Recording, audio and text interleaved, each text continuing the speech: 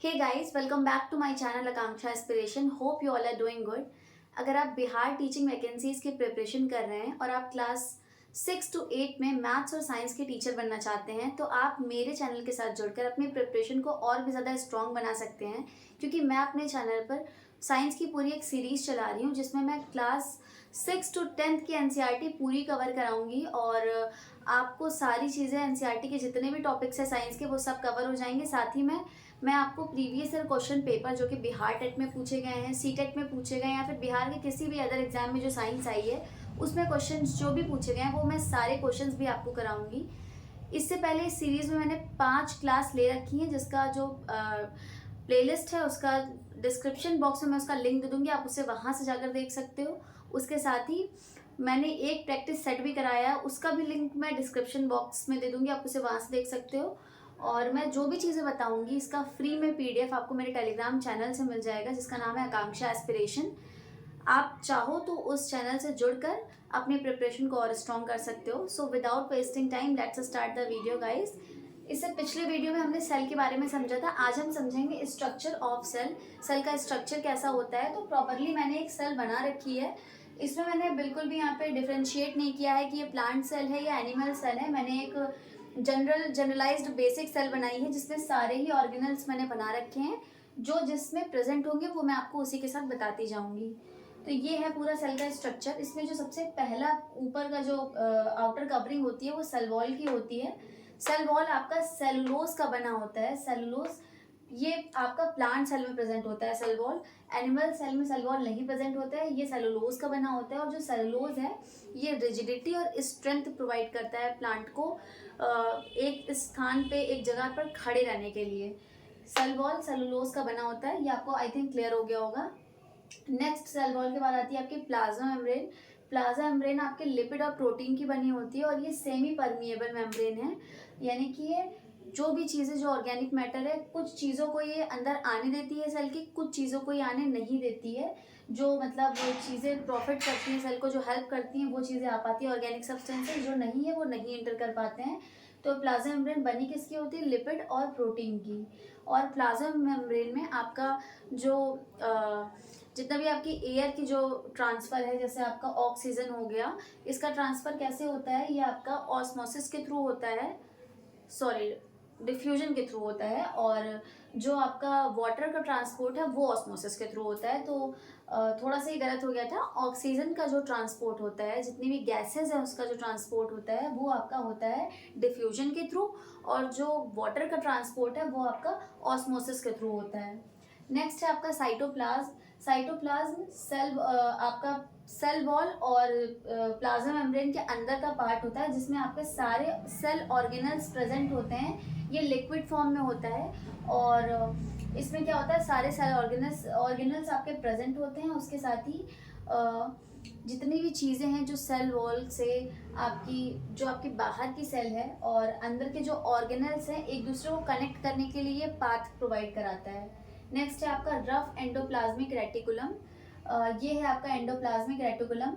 Rough endoplasmic reticulum इसे इसलिए कहते हैं क्योंकि इसमें राइबोसोम्स प्रेजेंट होते हैं जो कि प्रोटीन की सिंथेसिस में हेल्प करते हैं।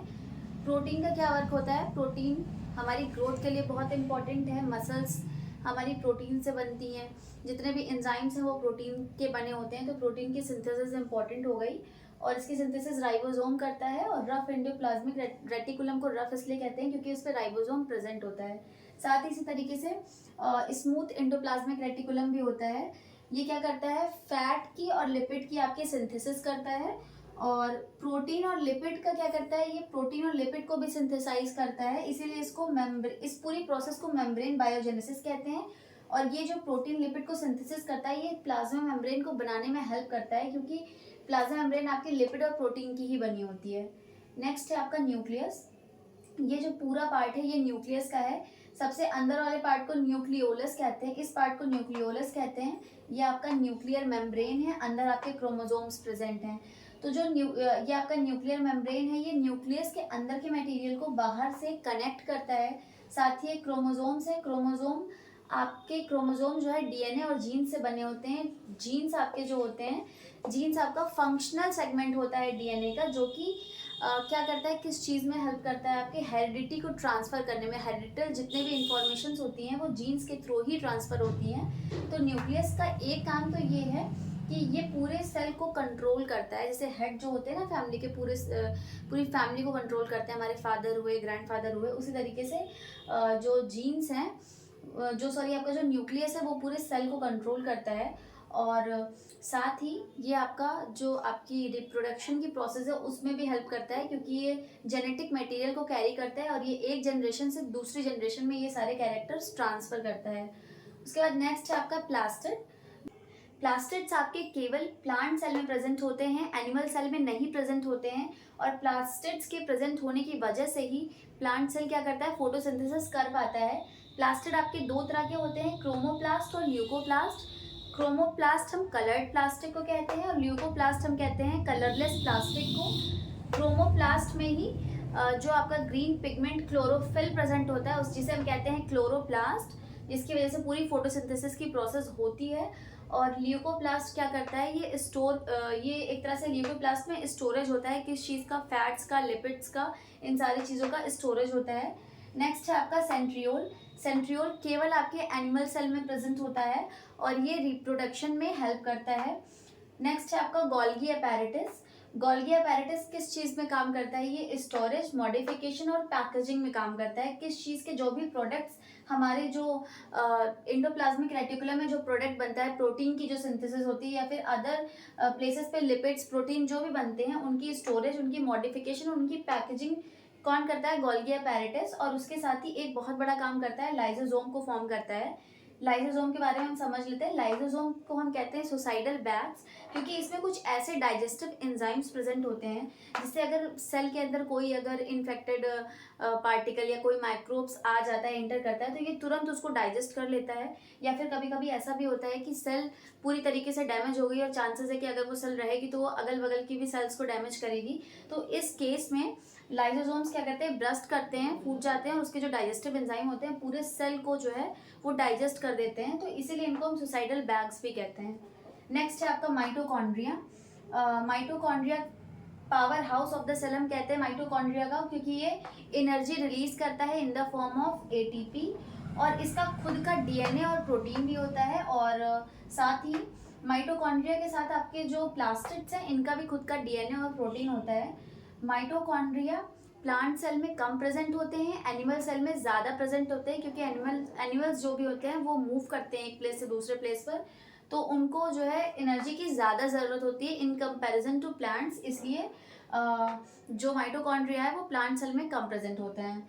नेक्स्ट है आपका राइबोसोम। राइबोसोम के बारे में मैं पहले भी आपको बता चुकी हूँ कि ये प्रोटीन की सिंथेसिस करता है। तो राइबोसोम का एक काम है प्रोटीन की सिंथेसिस करना। और स्मूथ एंडोप्लाज्मिक रेटिकुलम के बारे में मैं आपको बता चुकी हूँ। एक चीज़ और बची हुई है, वैक्यूल। वैक्यूल आपका प्लांट सेल में काफ़ी बड़ा होता है, 50 to 80% जो प्लांट सेल का पार्ट होता है वो वैक्यूल ही कवर किए होता है। लेकिन एनिमल सेल में काफ़ी कम, मतलब छोटे होते हैं और कई मतलब एक से ज़्यादा अमाउंट में वो प्रेजेंट होते हैं, लेकिन प्लांट सेल में एक ही प्रेजेंट होता है। और ये किस चीज़ में हेल्प करता है, ये इसको पहली बात तो हम स्टोरेज सैक कहते हैं, क्योंकि इसमें चीज़ें स्टोर होती हैं, चाहे वो प्रोटीन हो, चाहे अमीनो एसिड्स हो, सारी चीज़ें, क्या प्रोटीन, अमीनो एसिड्स, लिपिड्स, जितनी भी चीज़ें, कोई भी ऑर्गेनिक सब्सटेंस है, ये सारी चीज़ें वैक्यूल में आपकी स्टोर होती हैं। साथ ही ये टर्जिटी और रिजिडिटी प्रोवाइड करता है किसको, प्लांट सेल को, क्योंकि उसमें वो बड़े अमाउंट में ज़्यादा अमाउंट में वो उसमें वो ज़्यादा बड़े अमाउंट में प्रेजेंट होता है इसलिए। तो आई थिंक आपको ये पूरा स्ट्रक्चर ऑफ सेल समझ में आ गया होगा। ये आपका सबसे पहला जो लेयर है वो सेल वॉल का है, जो कि सिर्फ प्लांट सेल में प्रेजेंट होता है। प्लाज्मा मेम्ब्रेन आपके एनिमल प्लांट दोनों सेल में प्रेजेंट होती है। साइटोप्लाज्म आपके प्लांट एनिमल दोनों सेल में प्रेजेंट होते हैं। रफ एंडोप्लाज्मिक रेटिकुलम और स्मूथ एंडोप्लाज्मिक रेटिकुलम दोनों ही प्लांट और एनिमल सेल में प्रेजेंट होते हैं। न्यूक्लियस भी प्रेजेंट होता है दोनों में, जिसमें जीन्स होती हैं।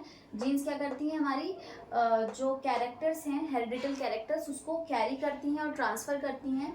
प्लास्टिड्स आपके केवल प्लांट सेल में प्रेजेंट होता है, जिसकी वजह से वो फोटोसिंथेसिस कर पाते हैं। सेंट्रियोल केवल एनिमल सेल में प्रेजेंट होता है, ये रिप्रोडक्शन में हेल्प करता है at the time of division, और मैं आपको इसमें एक बात बताना भूल गई थी कि जो न्यूक्लियस होता है उसमें जो आपके क्रोमोसोम्स प्रेजेंट हैं, ये आपके क्रोमैटिन फॉर्म में, थ्रेड फॉर्म में प्रेजेंट होते हैं। केवल रिप्रोडक्शन के टाइम में ये अपने आप को अरेंज करते हैं और तब इन्हें हम क्रोमोसोम कहते हैं। गोल्गी अपैरेटस का काम स्टोरेज मॉडिफिकेशन और लाइसोसोम को फॉर्म करना। लाइसोसोम सुसाइडल बैग्स हैं। माइटोकॉन्ड्रिया एनर्जी रिलीज करती है। राइबोसोम प्रोटीन की सिंथेसिस करती है। तो आई होप कि आपको ये पूरा स्ट्रक्चर सेल का समझ में आ गया होगा। इसका जो PDF है आपको मेरे टेलीग्राम चैनल पे मिल जाएगा। So this is it for today. Thank you for watching.